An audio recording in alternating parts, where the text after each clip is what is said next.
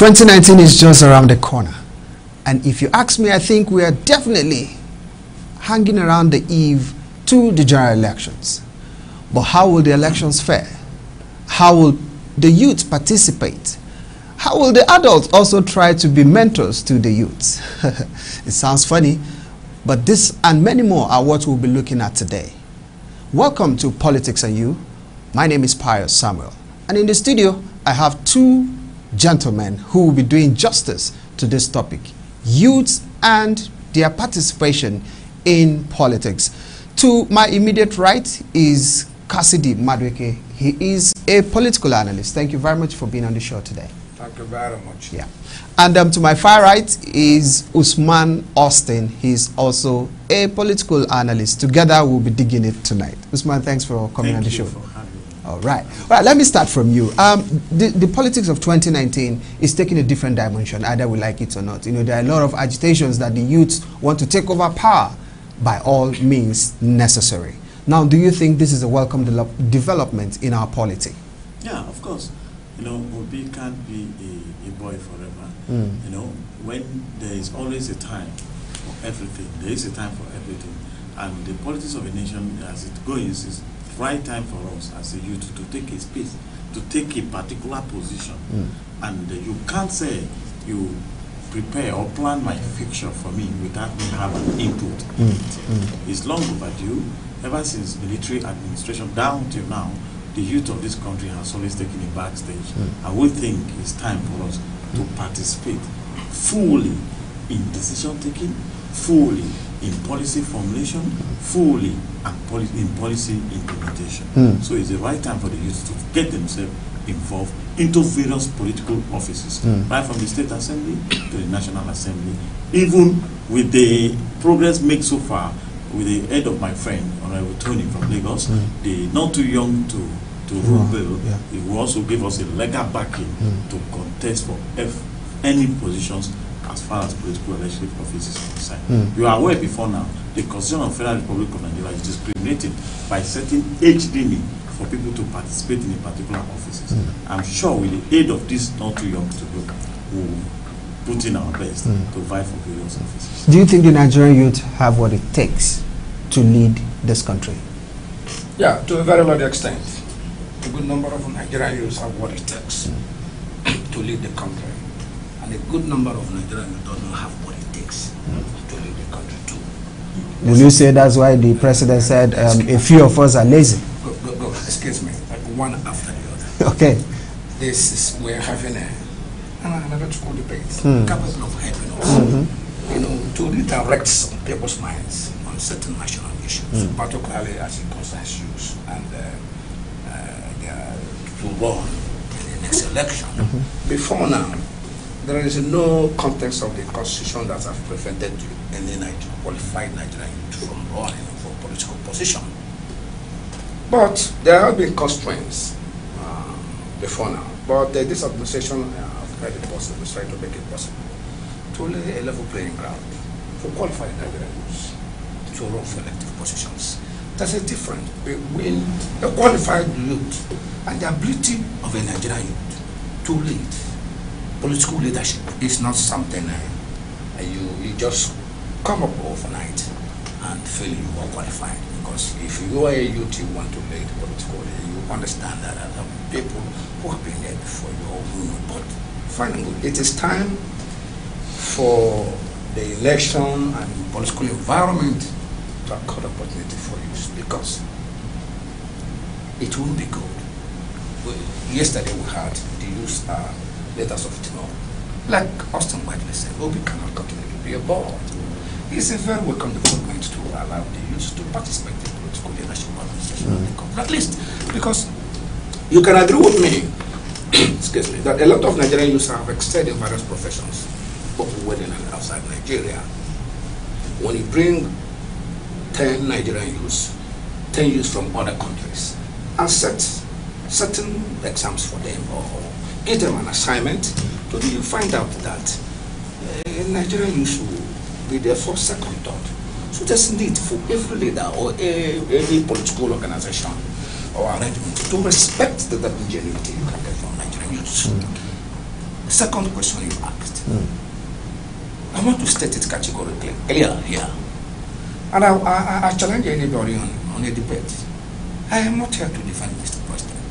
But as a Nigerian who wants the good of the nation, one of the most important things we should try to understand is the truth. You can agree with me that one of the worst or most human deficiency is inability of anyone to say the truth. I want to state it categorically clear here that Mr. President did not categorically call Nigerian useless. It was a misinterpretation or misjudgment of Mr. President's speech. But rather, we should try to understand that Mr. President's message was a message of wake up call. Wake up call. Soul-saving message. So Nigerian youths will wake up, prepare themselves for better tomorrow, and will be able to face the challenges of tomorrow.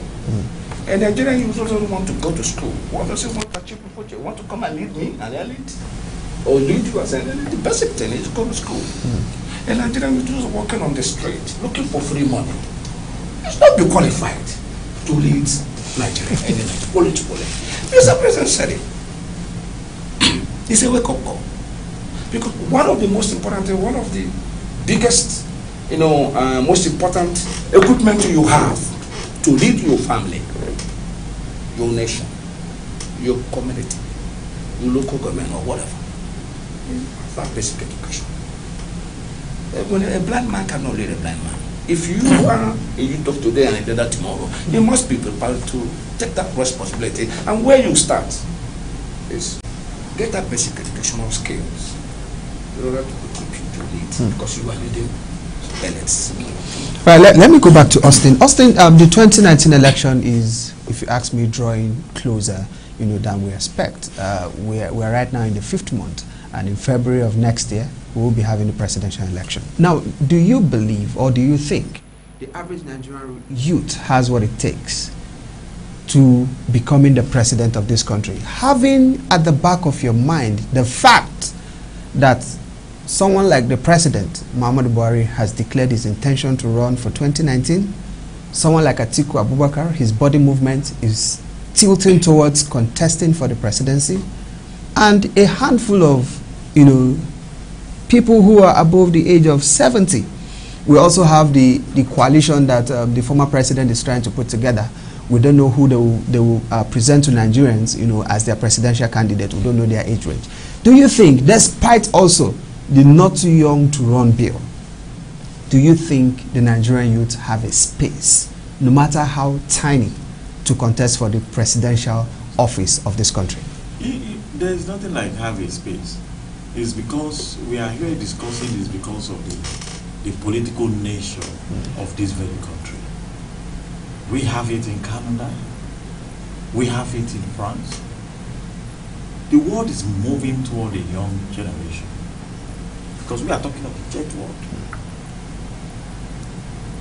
And when you talk of, I just want to divert attention a little to what my respected Chief said over the comment of the president, describing it as a wake-up call.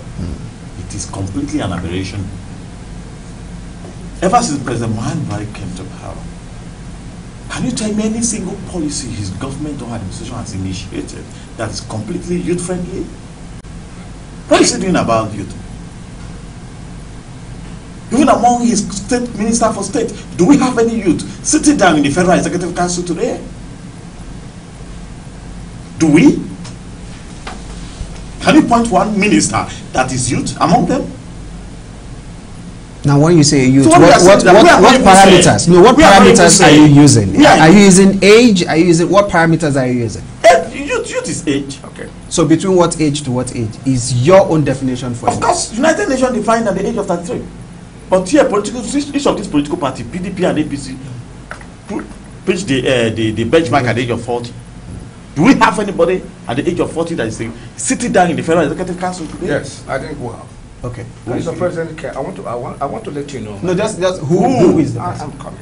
You don't need to mention his We name. have Yahya Bello as the governor. Who? Yabel is not a member of the Federal Executive Council. Okay, fine. You're talking, Let me go. It's my turn. Hold on, Chief. No. With due respect, Chief, it's my turn. Okay, go ahead. I am not here. I'm from Kogi State. Okay. And today, we have a government that is 99% youth. And today is one of the worst governments in Nigeria history.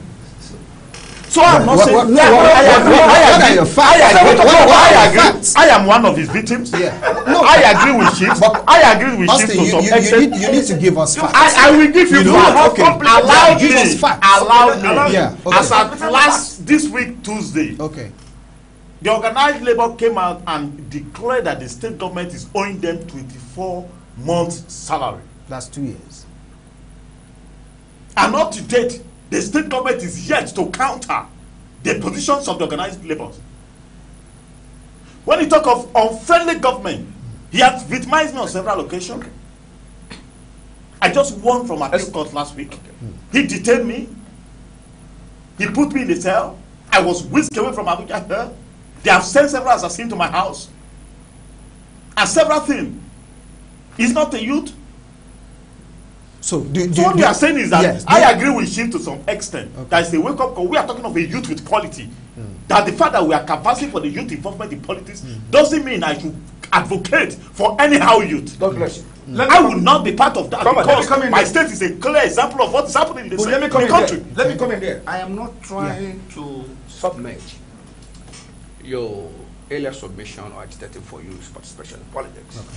But at the same time, you like my young brother. I respect you.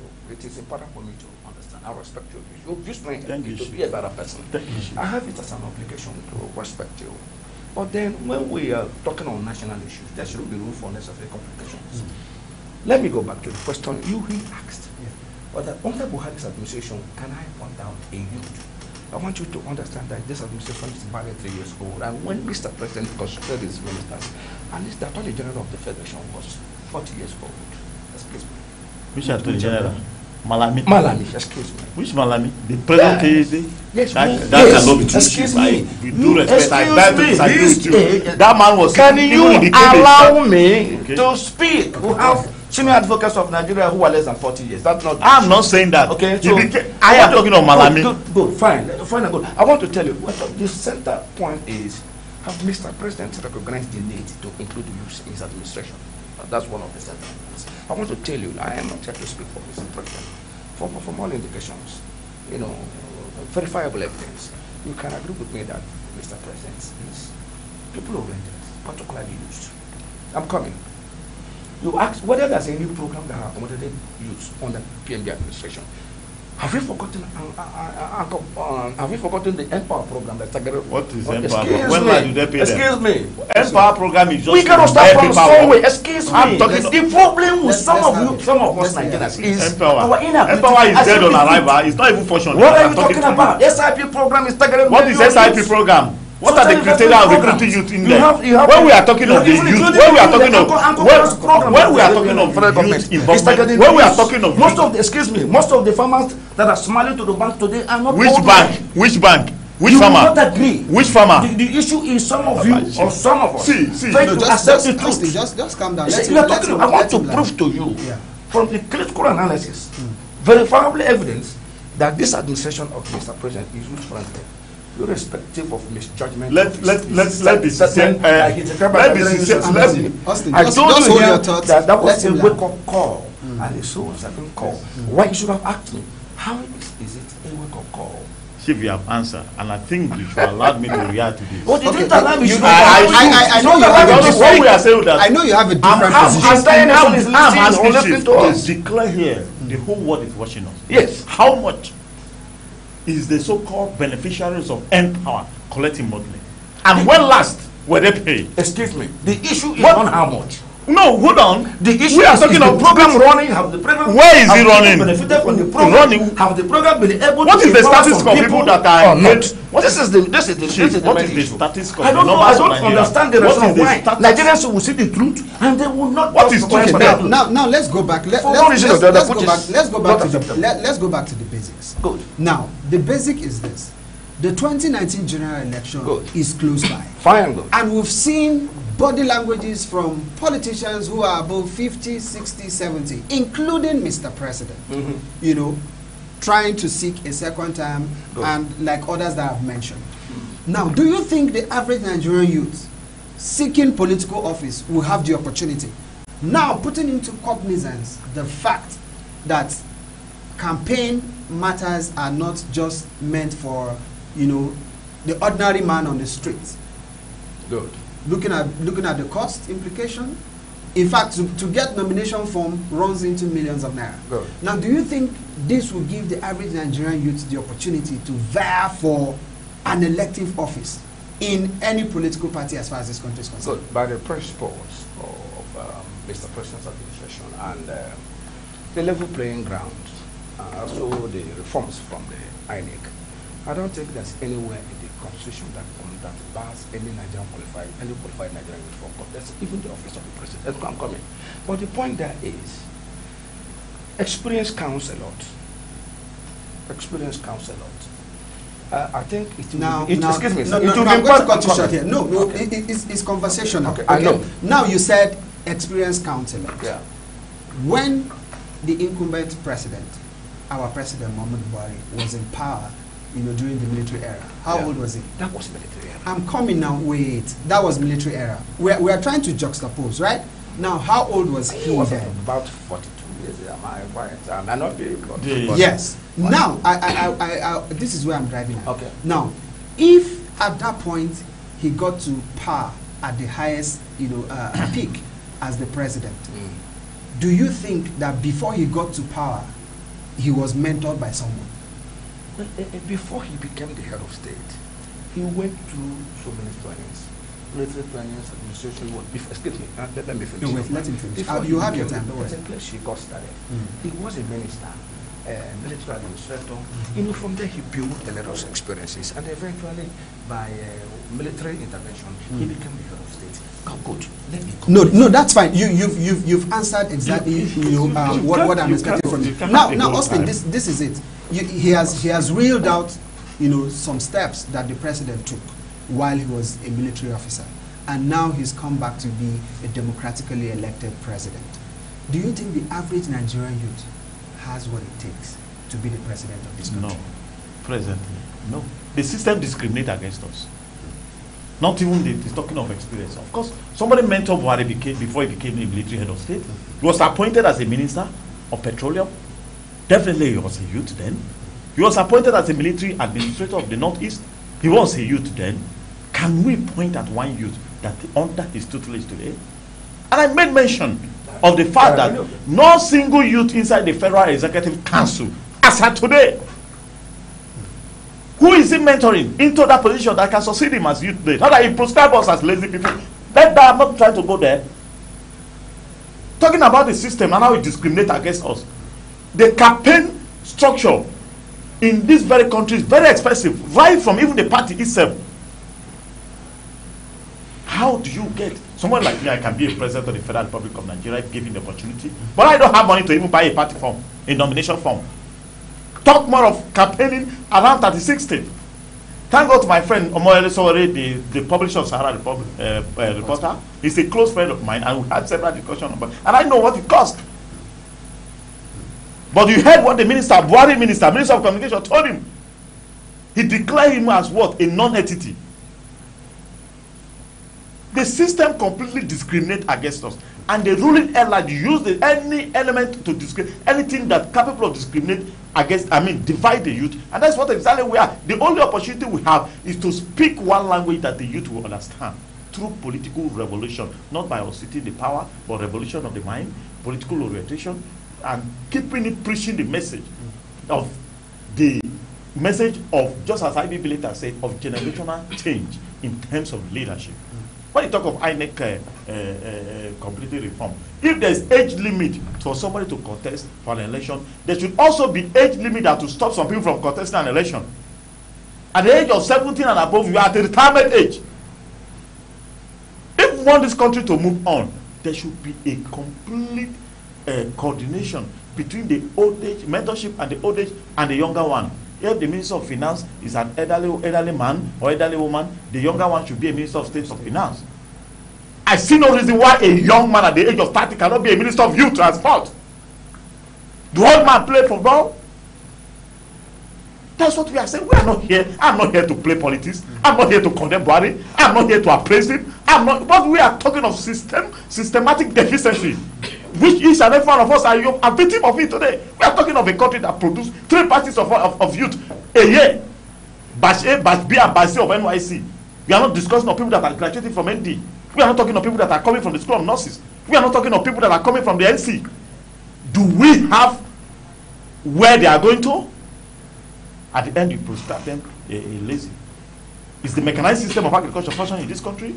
My chief said that they are smiling to bank. Which bank? Where? Well, do you think the present... No, wait, I'm coming to you. Okay. Do you think the present administration has what it takes to mentor the youth politically and give them a roadmap, to ensuring that in the nearest future, they be like Mr. President? Fine and good. First, I have to start by correcting an impression. I understand his emotions. He's a Nigerian, he's a young man. And I want you to understand that the system is not discriminating the youth. I want us to have that at the back of our mind. But the problem is, it's not been easy for Nigerian youth because of the situation.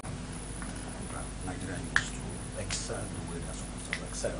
I understand you.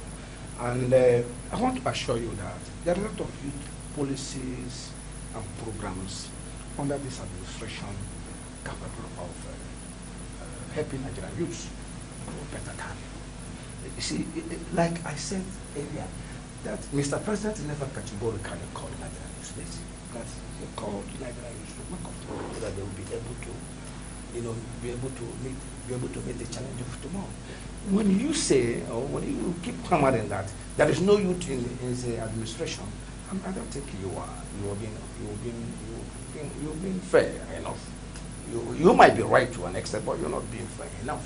I want you to understand that you go to the states today, but even at the federal government level, there are a lot of youths accommodated in the administration of Mr. President. Let me tell you, like I told you, when Malami came on board, he was a young man. And people would say he was described as youngest. Excuse me. You might doubt or have contest his age. I am not here to, but from the official age given to us, he was within the youth category. Even people like Femi Adotion, the Minister of Finance, I cannot say she's a youth, but at least she's still a very young woman. There are many other essays of Mr. President that were accommodated. I want to tell you that the youth policies of this government gone a long way to show that this administration is youth friendly, and I want you also to start having that circular that Mr. President did not let Nigerian youth down. Now, let me tell you, recently, I think all yesterday, the old Nigerian used to impress agriculture, mainly the potentials from the agricultural sector. It's just like a father who is telling you, Chief, please, Chief, do this. Chief, I am coming. Chief, let me finish. I am not here. I am just Chief, here. We are interacting. I know you are interacting. And but now, there's a what way I want to do is that there's a way we are interacting. You are also the government don't need to preach you are interrupting me. The government don't need to preach agriculture. Create an enabling You environment. are interrupting me, and that's not fair. I allowed you to dish out your speeches. I think you should accord me that respect. Please, to allow me to speak. Well, not quarreling. You are my younger brother. I understand your plight. I understand your emotions. It is time actually for Nigerian youth to be accommodated in this scheme of things. Finally, because we cannot keep on having what old men, so many of them who are not in line with the present global realities. I understand. But again, there are some of them that the experience will count a lot, that will help to let the beautiful platform for youth to excel tomorrow. This is my point of view. I am not saying that, I'm not saying all these things to, appraise or give applause to Mr. President, or there are your sentiments or emotions. Yes, a call for Nigerian youth to be accommodated in this scheme of things politically in this country. It's very imperative. And anybody who will fight Chief Maduki, if I can stand up now to say it will be right for a Nigerian youth to clamor for political leadership, I should be responsible to make such a statement. I am personally clamoring for youth to get involved, so that we can have new things that will be in tandem with the global realities. If you go to Britain or the United States, there are a lot of offices, political offices are occupied by youth, but majority are quite people with experience. You understand? Let me tell you, we have to urge you to this opportunity to urge Nigerians to get prepared. get prepared. There are a lot of Nigerian youths, undiscovered, or some of them discovered, that have the ability academically, administratively, to even be state governors or ministers. I agree with you on that. But then, we don't have to come here to pinpoint that Mr. President's administration is not youth-friendly. I don't agree with you. If we can go with critical explanation of all these things, I think I should be able to convince an average Nigerian that Mr. President is youth-friendly by the virtue to accommodate the Nigerian. With full respect to I know you have a contrary opinion in all of this. Now, do you think this is the right time for the average Nigerian youth to go out there and vie for political offices? Of course. I also agree with him. Okay. Why not? Of course. Why not? And there is no content of the Constitution that prohibits Nigerian youth, any Nigerian youth, qualified Nigerian youth, to vie for any elected There is a constitutional provision that discriminates. Set up a particular age benchmark for a particular office. We can't lie to ourselves here. Okay. And when we talk of youth friendly, I'm not trying to be political here. We are here to analyze the issues because the whole world is watching us. That's right. And I am challenging you, the Akoma, since Buhari administration, with due respect to the office of the president, have you ever seen any openly advert for recruitment into any agency or parastatal of government? Yes. Let me answer him. Go ahead. The demonstration have recruited over 10,000. When? Excuse me.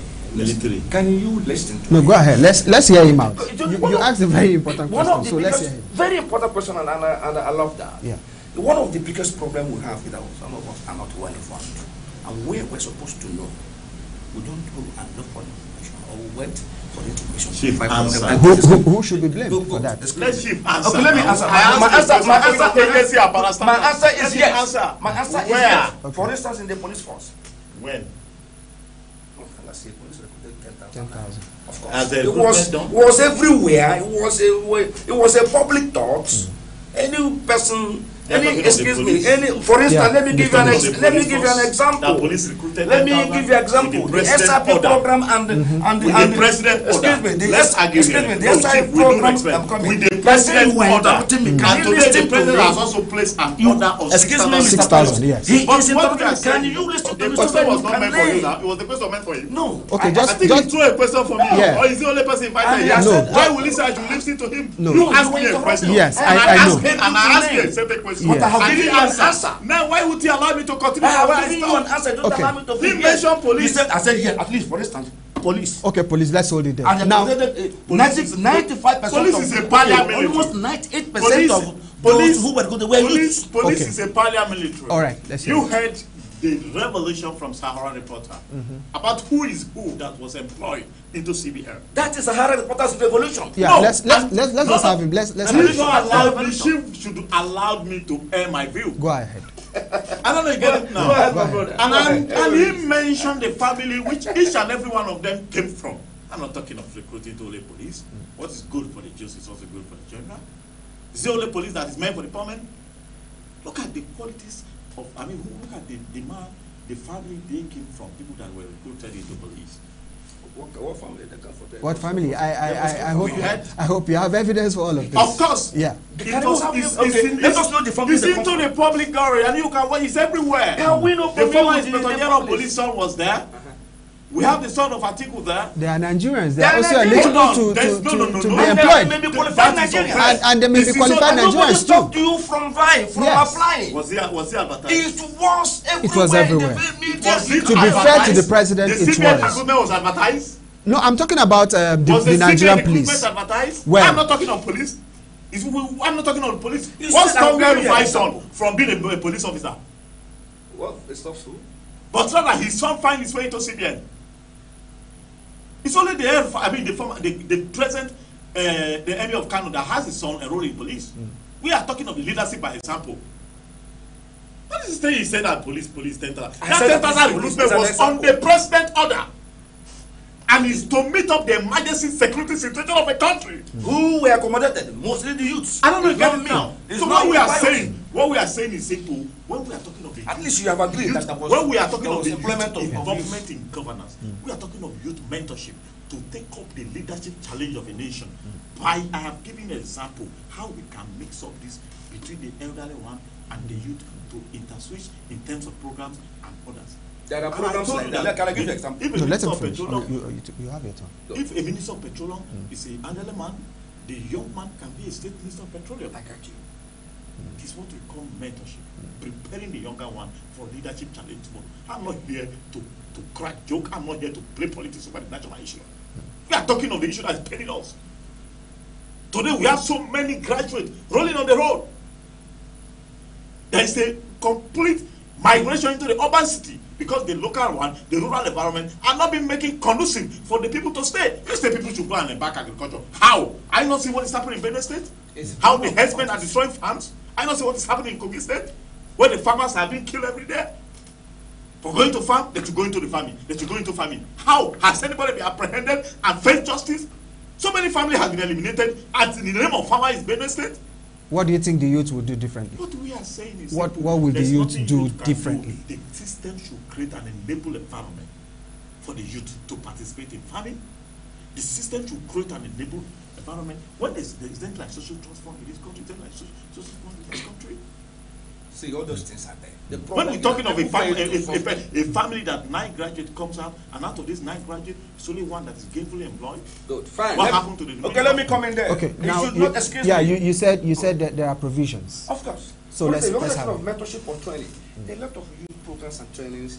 Go to Ministry of Youth Development. That's a leadership training for youth that takes place times. But so the problem is that many of these youths are not ready to get into such programs. I'm not abusing. How can you say that they are programming youth excuse me. I'm not abusing. I'm coming. I'm coming. You are abusing the youth. I can't see that. What I'm telling you, how can you say that? What I'm telling you is that maybe you don't know. I don't know what. Maybe you don't know. There are programs designed for youth. I cannot. But are they in the public? Are they in the public to say that yes, there has been a platform that is so wonderful for the youth to. But another thing is mention of 9 credits in a family. I want you to understand that there is nowhere in the world every Tom, Dick, and Harry should depend on government. You understand? Yeah, sure. I'm not saying that. This I'm giving an example. Even this, I am here to learn from you. And you are here to learn from me. In the last administration of President I was among people that draft a platform that the most important way we're going to learn there should be 35% youth affirmation, where a law will create an environment that compulsorily a youth must attain or must occupy a particular office. And I made mention of the Minister of Youth and Sport. Good. Fine. Now, there's a new policy. A Minister of Youth and Sport is a member of Federal Executive Council. He sit down and notice, he take note of how a president share the Federal Executive, which is weekly, how the budget are approved, how the contract are approved, and so many and so forth. This is what we are talking about. There should be an affirmation that will create an environment for the youth to be fully inclusive. And I told you can't plan my future for me without me know about it. There's a level playing ground for the youth to be part of the next election. Okay. That is with the program, what they call the program, not too young to run. And I'm sure that the legislation will get through for youth to participate. I'm coming, let me finish.